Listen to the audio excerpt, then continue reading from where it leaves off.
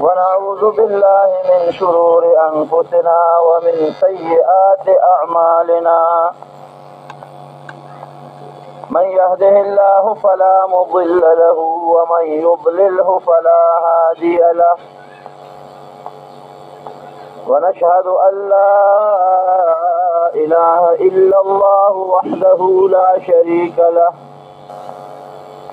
ونشهد أن سيدنا وحبيبنا وشفيعنا وسندنا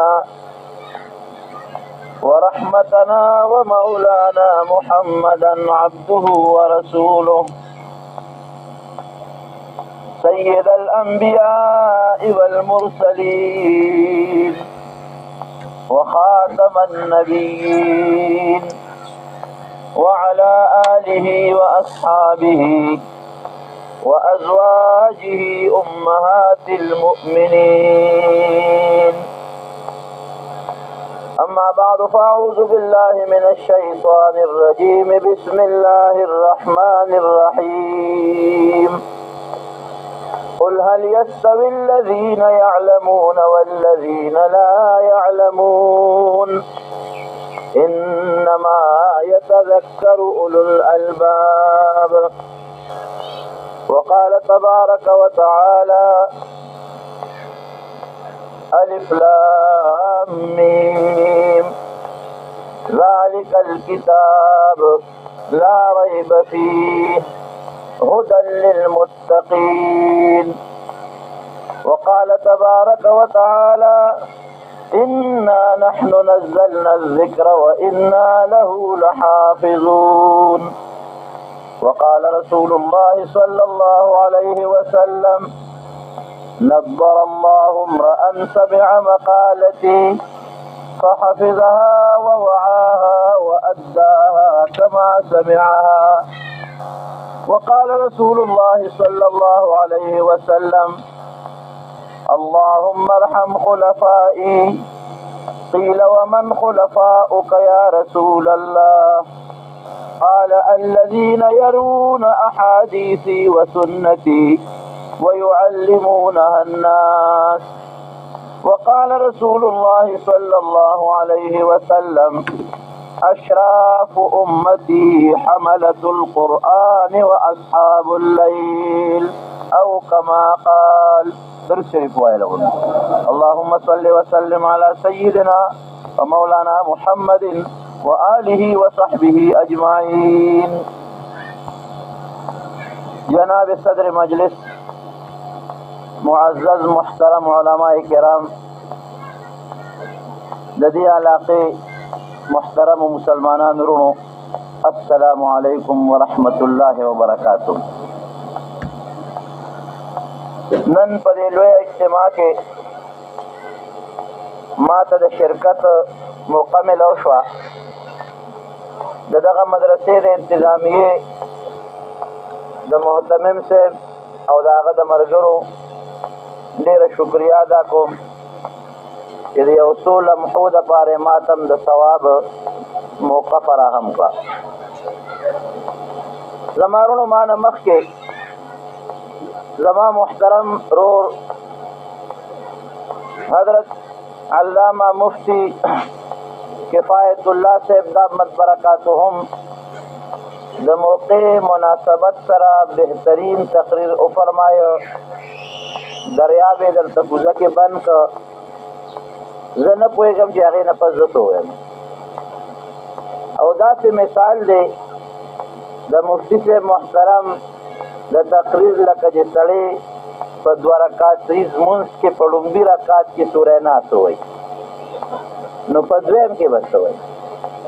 نو مفتی صاحب هغه لومبي رکعت کې سوره ناس ویلی دی، دویم یې ما ته پرېښود. اوس هغه دویم رکعت زه څنګه وکړم؟ کوم صورت ورکې وګورم.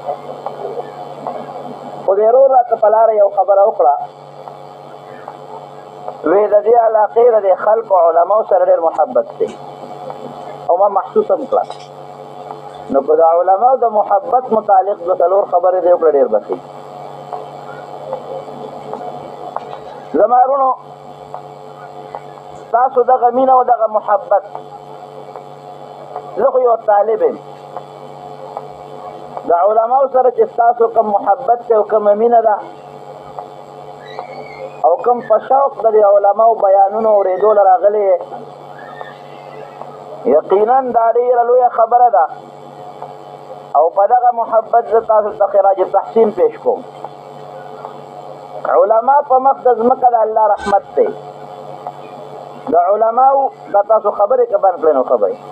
تاسو مهرباني وکړئ جومات کې چې دا کوم خلک دا لغونه کښېنئ مخامخ مرګي لغونه کښېنئ نو زه به یو څو خبرې لږ حساب یې وکړم او که تاسو شور کوئ بیا زه نه کوم خبرې ګورم مفتي صاحب وایي دوی شور کوي بس تقریر بندوه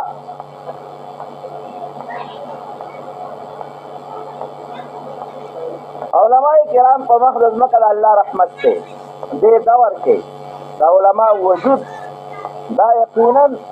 باعث د فخر دی زموږ لپاره او زه خو دا وایم چې د علماو زندګي دا د دنیا د آبادۍ سره تعلق لري علماء کرام که په مخ د ځمکه وي دنیا به آبادی او علماء کرام که ځمکه ني دنیا به روانه یو حدیث پاک کې راځي نبی علیہ السلام مبارک فرمایي چې علماو ته دا ټول حیوانات دعاګانې کوي حتی په دې سوړو کې دننه میږي او په دریاب کې دننه کبان او میان دا ټول علماو ته دعاګانې کوي ولې ورته کوي علما لیکي وایي دې ته پته ده چې زموږ ژوند دا د دنیا د آبادۍ سره تړلی دی چې دنیا آبادی میږي به وي او کبان به وي او که قیامت راشي دنیا روانه شي نه به میږي وي او نه به کبانې او د دنیا د بقا تعلق د عالم سره تړلی ده ځکه نبي علیه السلام مبارک فرمایي لا تقوم الساعه حتى لا يقال في الارض الله الله تر څو چې په مخ د ځمکه د الله نوم ویل کېږي قیامت به نه راځي او که د الله نوم د مخ د ځمکې نه ختم شو قیامت به راشي نه به دریابونه نه به ورکې کبانې نه به سوړې وي نه به ورکې میږي وي الله نوم موږ ته نو چا ښودلی دی جواب راکوي علماو ښودلی دی د الله د نوم په حقیقت د الله د ذات په پېژنګلو دا موږ تا چا پوه کړی یو علماو پوه کړی یو علما چې شته تا به خبرئ د الله په ذات تا به د الله تعالی په وحدانیت خبرئ تا به د الله په صفاتو خبرئ تا ته به دا ثابتئ چې ګورې معبود حقیقي رب برحق رب العالمین دا د الله ذات دی تا به په دې پوهیږئ چې ای بنده دا تندې دا بهترین اندام د انسان دا به هغه چاته په ځمکه لګی کوم ذات چې د دې تندي خالق او مالک دی په دې به عالم پوهیږي عالم چې نه دا موجوده خلق بس زمانه الله خو یاد کړي وروسته نسل نه به الله یېري بیا به نه ځمکه وي نه به اسمانونه وي زمارونو دا حقیقت دی چې علما کرام دا په مخ د ځمکه د رب العالمین ډېر لوی نعمت او ډېر لوی رحمت دی زمونږ یو لوی عالم د امام ابو حنیفه رحمت الله علیه شاګرد حضرت امام محمد رحمت الله علیه محمد ابن حسن شیبانی هغه وفات شو چا په خوب کې ولید تپوس پې کوي ای محمده الله د سره څه وکړل وی کله چې رب العالمین ته ور مخامخ شم نو الله ذوالجلال نه تپوس کو چې محمد څه دې راوړي دي محمد ابن حسن څه دې راوړي دي نو د الله جواب بیا ډېر ګران دی دنیا کې چې افسر ته مخامخ سړی ودرېږي رپېږي چې زه به د مخکې څه ووایم یو گورنر ته ودرېږي یو صدر ته ودرېږي او بیا چې صدر مشرف کاکا غوندې صدري الله اکبر متیاز کوي بیا دا خلک وایي ای جمالي فورا دسخط وکړه وایي ښځې ما خو بېګا کړی دی داسې ده که نه ده ای وزیر اعظم نواز شریف چلا اوسه پورې دلته ګرځئ فټافټ مکې ته ځه وایي صاحب جس تیار ودروه چې تستم ای فلانکي وزیر اعظم چودھری صاحب تا به څو ورځو له وزارت عظما له به راځې خو ګورې یو میاشت کې ما او دې نه پس په ټس به د هغې دسخط کې وکوزېږي به جي حضور نو مشرف ته دا خپل ملګري او دا د دنیا بندګان نشي ټینګېدی چې مخامخ ورته ودرېږي زمونږ یو مولانا صاحب دی هغه یو خبره کوي خفه کېږو به نه ښه خبرې به لږې کولاو کوو وایي دا غټ غټ خانان قمقه دي وایي دا ولې بعضې پکې هوښیار هم شته خانان هم هر قسمه دي وایي دا قمقه دي وایي دا ولې وایي دا ځکه چې ته بالغ ته ډډه والي په کټ کې غټې متکې ته او چې دې څه خبره هم کوي نو څوک دا ورته نه وایي چې دا دې غلطه ووایي هرې خبرې ته خلک خان ښه وایي صاحب ټیک ده خبره دې غریب ته د هغه خپلو غلطو او د هغه ښو پته نه لګي لکه زمونږ صدر صاحب خو چې څه خبره کوي او بیا بوټ له چې ډب ورکړي د بدقسمتۍ نه مازغه ورسره لړزوي داسې ده که نه ده صاحب ما بې له شرې مرې جوړ کړه په ماشوم والا بوټ له چې ډب ورکړي څه چل کېږي مازغه ورسره لقي نو ما یو شاګرد ما ته وایي دا فوجیان قمقه دي ما په قلار کښېنه حکومت پاکستان د فوج په لاس کې دی وایي قمقه دي ما یې ولې وایي دې چې سلوټ کوي بوټ ته ډب ورکوي مازغه ورسوي نو خبره دا ده چې یو خو بدماش دی خطرناک بدماش چې څه خبره کوي مجال شته که څوک ورته وایي چې مشرف کاکا دا خبره دې غلطه وکړه څوک ویلی نه شي څوک ګډ نشي کولی نو څوک خوا دې خوا کوي غول مول جمالي روشت دا خوا یې هغې خوا نه به چا تپوس کو دا حکومت ولې پرېښود خولې باندې لاس وي دا خبرې پرېږده غږ مه کوله دومره غټه یاره والله دا خو دومره کوټړې دا غټ شیرین هم نه یاري خدای چې څه دیو را باندې د پاسه مسلط دی زه ما ته خو داسې دیو غوندې شیخ ښکاري بهر کې زمارونو خبره مې دې پورې کوله چې یو بادشاه دی دلته پرویز مشرف دی هغه ته څوک نشي ټینګېدی قاف ماف دا ټول ګورې قاف ماف نشته مسلم لیگ قاف وجود نشته ما ته چا وی وي قاف به ونه ګټي او دا به بیا پاس کي او دې به پاس کي مې په قلار کې نه قاف وایي درته قاف وجود نشته قاف معنا قرآن حکیم خو شته خو قاف مسلم لیگ قاید دا وجود نشته خو چې څوک پاس شو چا ته به کوتک ونیسي چا ته به څپېړه نه غږي بیا به تدمیم جوړ یا قاف و یا اسانه خبره ده سره جنګ نه کېږي مفتي صاحب قرار کښېنه دا بلا درکول پکار دا بلا چې تر څو وي په دې میدان کې او د اسلام او د شریعت نوم دې واغږي مفتي صاحب در سره ګورم نوم بلا دا چیز وزول پکار دا تیږه درکول غواړي دا بلا چې لرې شو مسلم لیگ قاف دا څه شی دا خو هغه د نون خلک رایې وستل را یو ځای کړل او ته دبه وې په هغلته کې هغه لندن کې چې هغه سرور ناست سره په هغې وکړ یو څوارلس کسه مې په کار دي ګورې وې در مې کړل هغې باندې هلته نه دبه وکړ وې یاره ما سره به څه کې وې زرداري کاکا به در خوشې کوم کوي به درکړم یو څوارلس میان مې په کار دي وې خوښ که پکې یو څوارلس میان یو پکې شیر افغان کاکا هم دی مولیانو باندې لګیا دي صاحب خبرې کوي مولا دا چل دی مولا دا چل دی مولا دا چل دی مولا دا چل دی مې ته خو په قلار کښېنه د لوټو سرداره ته خو په غږ نه کې دومره څوک نشته چې تا ته په اسمبلی کې مخامخ یو لوټه په سر د پاسه نه سپوره کړي او یو بل د مسلم لیګ صدر زمونږ دا حضرت مقام دی که امیر مقام دی څه نومې دی هېر څه رانه امیر مقام دی غالبا دا چا نه تښتېدلی دی دا خو مفتي صاحب نه تښتېدلی دی او دا واقعي حقیقت دی حقیقت ده والله ورکړی په هغه ځای کې مفتي صاحب هلته ناست و ټیکونه تختې مې دی هغوی زړه لګوي دا داواله دا سړی انجینیر غوندې دي تکړه به هغه ده زمارونو خبره مې دې پورې کوله چې بادشاه وي او یو مضبوط سړی وي څوک مخکې ورته نه شي ودرېدی داسې ده که نه ده دلته یو رکوټې غوندې سپی دغلته ولاړ یوازې د ګیر کې رپېږي به بادشاه ته او رب العالمین ته چې کله ور مخامخ شي ودرېدی شي ورته حضرت عیسی علیه السلام متعلق فرمایي الله به دې تپوس وکړي انت قلت للناس اتخذوني و امي الهه دا تا ویلي دي چې زما او زما د مور عبادت وکړې الله ته هم پته ده چې دې نه دي ویلي په دې عیسایانو یو حجت قایموي ما قلت ابا څه وایي چې الله دا ما نه دي ویلي ما قلت لهم الا ما امرتني دا چې څه ویلي دي هغه مې ویلي دي الله بل څه مې نه دي ویلي نو چې رب العالمین د عیسی علیه السلام نه تپوس کې دومره هیبت پرې پرېوځي چې د عیسی علیه السلام د هر ویښته نه به د خولې په ځای وینه وځي پیغمبر را شان دی نو محمد ابن حسن شیبانی رحمه الله هغه نه الله تپوس کوي وایي وایه ما محمد څه دې راوړي دي په رپېدو شوم ورته چې اوس مونځ نشم یاد کولی روژه نشم یادولی علم خدمت مې کړی دی الله به چې تاسو معمولې غوندې شی دی مالوی جون در کړی دی ما عظیم ښکلی شکل در کړی دی ولقد خلقنا الانسان فی احسن تقویم خر مې نشي پیدا کول انسان مونږ الله انسانان پیدا کړي او ښایسته شکل ټول وایي الحمدلله هېرونو په دې لاره مې ډېر خرو لیدل دا هم د الله مخلوق دی ډېر خنزیران دي هم د الله مخلوق دي ډېر سپي دی هغه هم د الله مخلوق دی ولې مونږ هغه نه شو جوړولی مونږ له بیا انسانیت راکړه ښکلې ژوند یې راکړه او بیا په انسانیت کې د رسول الله صلی الله علیه وسلم امتیان جوړ کړو مونږ درخواست کړو چې مونږ اخر زمانې پیغمبر امتیان جوړ کړه هغې مخکې پیدا کولی شو لکه دا خلک بني اسرائیلو سره پیدا و اوهو دا هغه او سپیشل و که څه ورسره مونږ پیدا وې هغې اویا زره پیغمبران وژلي دي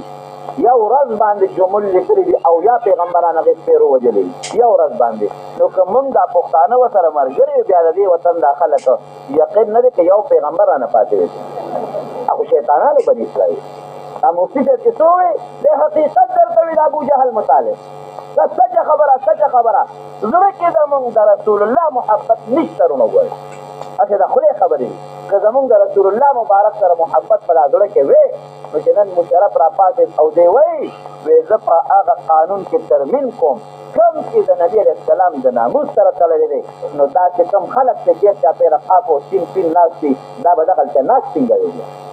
زړه کې د رسول الله محبت دی د پیغمبر په ناموس یو سړی چپ پاتې زما دې وزارت وي زما دې ممبري وي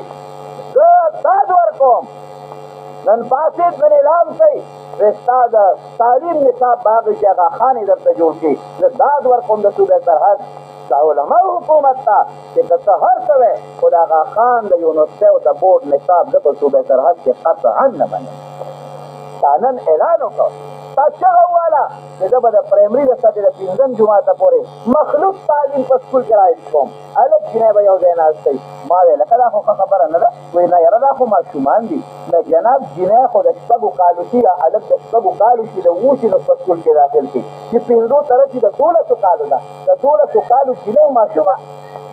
د 12 کالو هلک او جینۍ به یو ځای ناستي او اخبار به تا کتلې د مارونو پکې څه اعلان کړی دی چې 5م جماعته پورې قرآن د نصاب نه ختم ته که نه چې نه منې دغه دا دي چې سره اخبار پروسس درته وکړې ویلې دي که نه دي ویلې زه داد ورکوم د صوبې سرحد د علما حکومت ته چې هغه وایي چې ستا دا زړه شین چې اوس وي خو دا نظام د اټک نه دې خوا دی رانه په دا صوبه کې انشاءالله نافظ کړي خلک وایي علماو څه وکړل هغه یو سړي وایي علماو څه وکړل د اسمان لاندې نه شو کوزولی او ځمکه بره نه شو خېژولی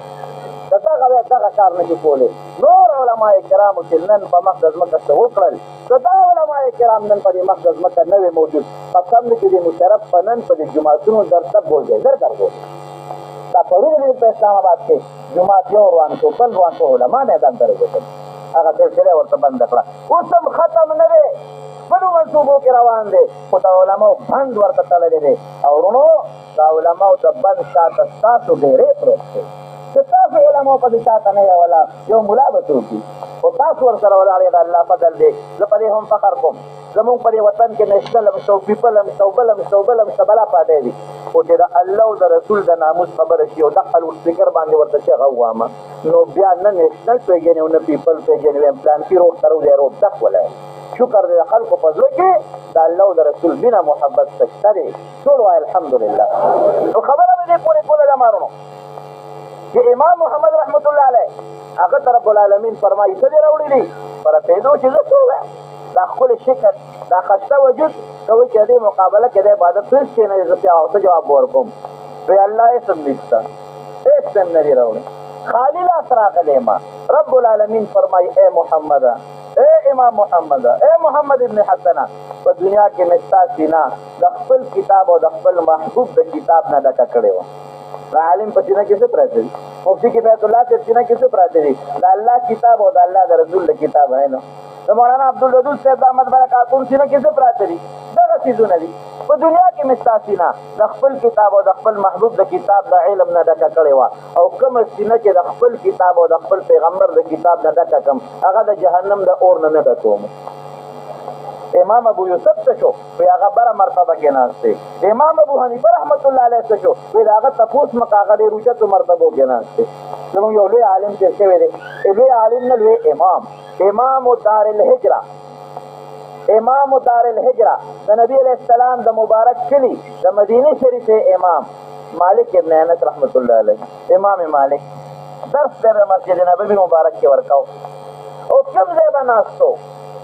دا چې تاسو ورته ریاض الجنت وایي روضة من ریاض الجنه د جنت په دا باغچه کې د ربي کریم صلی الله علیه وسلم هغه مخصوص ځای کې به ناستو په هغه ګدۍ به ناستو چې په کومه ګدۍ عبدالله ابن مسعود رضی الله عنه به ناسته کولو او عبدالله ابن مسعود به هغه ځای ناسته کوله چې په کوم ځای نبي شریف صلی الله علیه وسلم به اعتکاف ته ناست و یو ستن د اسطوانة السریر بره په شین خط پاسه پې لیکلي وو هلته به یې درس حدیث کو ورونو د احادیثو سره محبت او مینه لکه ستاسو چې ما دې ملګري وي دا ټول خلک دې لار کې ولاړ دي وایي دا تا ته استقبال ته ولاړ دي ما دې ځان ته وکتل مې نه خو داسې غټ وجود لرم نه څه مالدارې ما او نه مې څه رنګ خشته دی نه کارخانه دارې ما خو دا خلک چې ولاړ دي خو طالب یم خو د دې دا ګمان دی چې دا لږ ملا غوندې دی د دې محبت د علم سره دی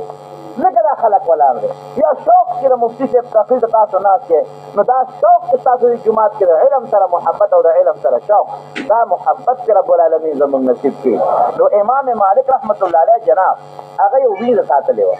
وینځې ته یې ویل که څوک راشي او د عامې مسلې تپوس وکړي ما ته وایه زر به راوځم خو که یو سړی راشي او هغه د نبي علیه السلام د حدیثو زده کړې راغلي هغه لږ غوندې کښېنوه دې میدان کې دې کوټه کې کښېنوه نو وینځې به ورته ووایي چې حضرت یو سړی د مسلې تپوس کوي به راووت جواب به یې ورته رابغې حضرت یو سړی د حدیثو زده کړې راغلی دی وایي کښېنوه یو مجمع به جوړه شوه نو زه به ولمبل غسل به وکړو غسل نه پس پاکې خسته خپل جامې به یې واچولې خوشبو به یې پورې کړه پټکې به یې سر نه ته وکړ ګونټۍ به یې لاس کې واخېسته او راوبوت دغه حدیثو درس هغه طالبانو ته به یې حدیث وکړ یو شاګرد چې تپوس کوي حضرت چې د عامې مسلې تپوس درنه څوک کوي زر راځي او چې د حدیثو د زده کړې لپاره یو سړی راشي څومره تکلفات ولې کې غسل کې او بیا پاکې جامې او خوشبویې ویې وروره وایي چې د نبي علیه السلام د حدیثو درس ته راځم ما لمبلې نه ما خسته جامې نه اچولې ما خوشبو نه پورې کړې ما پټکې نه په سر کړې ما له د نبي علیه السلام د احادیثو مبارکو د لولولو نه حیا راځي دا هغه په زړه کې مینه محبت درس حدیث ته ناست دی هم هغه د نبي علیه السلام مبارک په جومات کې یو سړی راغی راتلو سره د خلکو په اوږو یې قدمونه واخېستل او امام مالک د دغسې خواله راغی او د هغه درس مفتي صاحب محترم ناست دی زمونږ په تاریخ کې راځي چې طالبان به داسې ورته ناست وو کأن علی رؤوسهم الطیور لکه سر باندې چې مارغه ناست دي لږ سره لقی مارغه الوځي داسې به بلکل جامدین او ساکتین طالبان ناست ورته او د دې یو مشهور کتاب دی موطا د امام مالک د هغې درس یې عموما ورکو سړی راغی او د خلکو په دې اوږو یې قدمونه واخېستل د امام مالک دې خواله دلته راورسېد او راتلو سره هغه ته وایي صاحب دا درس دې بند کړه راپاسه امام مالک رحمت الله علیه زړه کې وایي چې دا خو لیونی دروغ نه دی ځکه چې په نه د حدیثو درس بند کړ یوه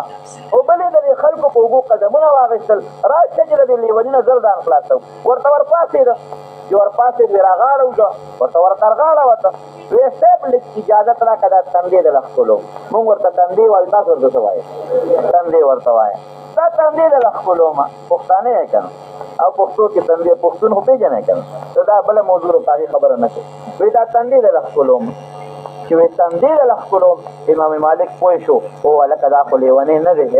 د دنیا لیونی نه دی د دې خو د دین ځکه لیوني او د ملا د تندي د ښکلولو لیوني نه روغ د ملا په لاسونو چکونه لګوي دې زما تندی ښکلی دا څه کوي تپوس یې ته وکړه دا ماته یو نه ښکل کا وروره تپوس ته نه کوم دا یو څو غلطۍ دې ولې وکړو یو دې په ما د حدیثو درس بند کړه دا دې بېادبي وکړه دویم دا تخصي علی رقاب الناس د خلکو په دې سټونو د قدم واخېست او دلته راغلی دا شریعت کې ناجایز مجلس کې جوړي او څوک راشي شاته به کښېني که یو میلمۍ یا مشري او لار څوک ورکړي او مخې له راغی بیا خیر دی ولې ځان به اوس وباسو که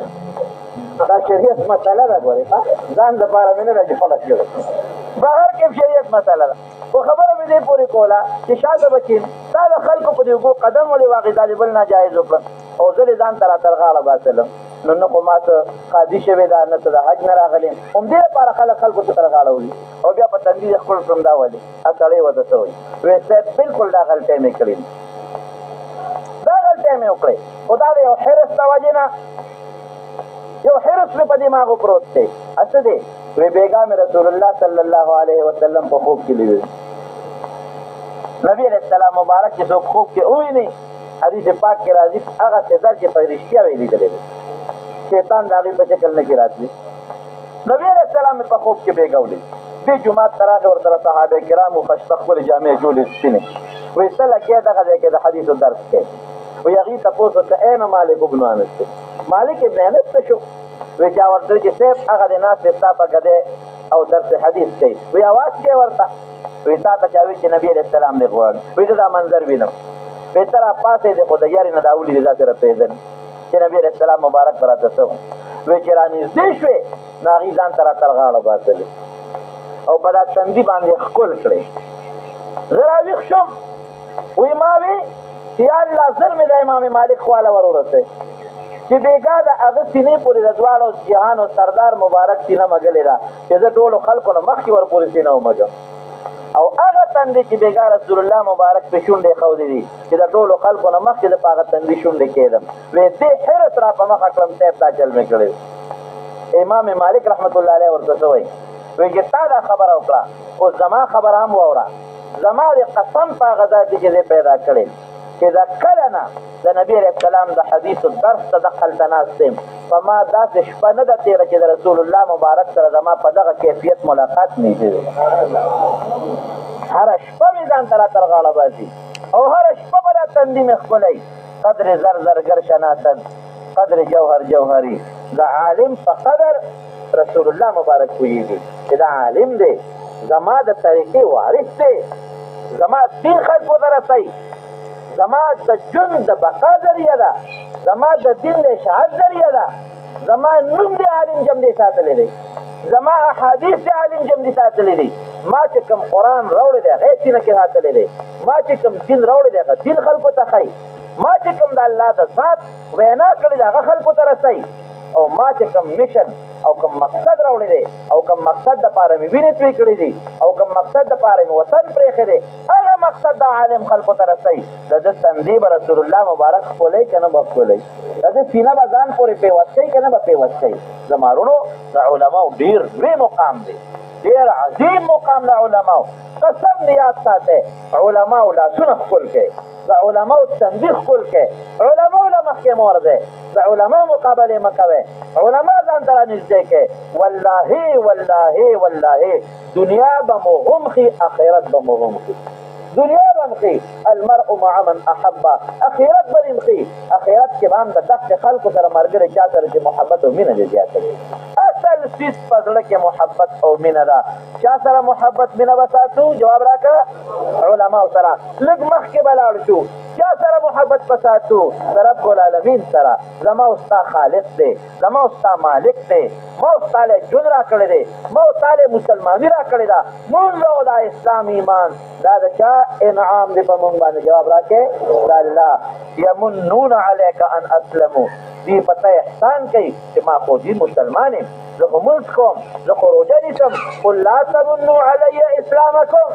پام کوئ په ما د خپلې مسلمانۍ احسان راوانړوئ چې زه مونځ کوم یجعلو رسالته الله په دې ښه پوهېږي چې د پیغمبرۍ څوک قابل چې د نفوس ورته ورکړم نو رسول الله مبارک سره مینه قل ان کنتم تحبون الله فاتبعوني يحببكم الله د الله رسول سره مینه د ایمان نښه ده یو راکوټې خبره درته وکړم رسول الله مبارک چې کله مدینې شریفې ته هجرت وکړه زما ورور تاسو را خبره مخکې څه ناسه وکړله قبا کې تقریبا 14 یا 30 ورځې بنابر اختلاف تېرې کړې د قبا نه بیا روان دی مدینې شریفې ته دا چې کوم یوس مسجد نبوي مبارک دی په لاره باندې ورته انصار د بنو النجار چې د نبي علیه السلام مبارک د نیکه ماما خیلو هغه ورته ولاړ دی یو خوا بل خوا نبی علیہ السلام مبارک سره یو ماشوم هلک دی دی خو بالغ خو راکوټی دی طلحه ابن برا رضی الله عنه دی ورته مخکې وروستو کېږي کله د څاروي نه یو خوا شي د اوښې نه کله بل خوا شي داسې نبي علیہ السلام مبارک ته ګوري راګوري رسول الله مبارک ورته آواز وکړ دلته راشه بچي دا ما ته ولې نه ګورې کله یو خوا تاوېږي کله بل خوا تاوېږي